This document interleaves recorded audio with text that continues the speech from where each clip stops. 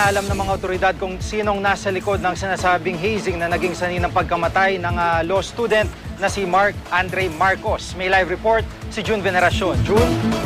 Jiggy, zero na raw ang vital signs ng biktimang si Mark Andre Marcos nang dumating sa emergency section ng De La Salle University Medical Center sa Dasmariñas, Cavite, alas 11 ng gabi nitong July 29. Nakita ng mga doktor na may mga pasa sa braso at hita si Marcos. Sinubukang i-revive ng mga doktor ang biktima at saglit daw niyang naidilat ang kanyang mga mata. Pero pagsapit ng alas 3:15 ng hapon kinabukasan, July 30, binawian din siya ng buhay.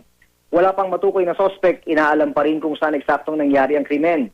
Sa inisyal na report ng pulisya, gabi ng July 29, nang humingi ng tulong ang isang grupo ng mga lalaki sa isang residente dito sa Barangay Amuntay, Dasmariñas, Cavite. May dadalhin daw silang tao sa ospital. Sabi ng Dasmariñas Police, tumulong ang residente at nagpasama pa sa kanyang tiyahin. Pero pagdating sa ospital at makaraang maibaba ang biktima, nawala na lang bigla ang mga lalaking may dala sa biktima. Testigo ang turing ng PNP sa magtiyahin. Pinuntahan namin sila sa kanilang bahay at maging sa pinagtatrabahuan pero hindi namin sila nakita.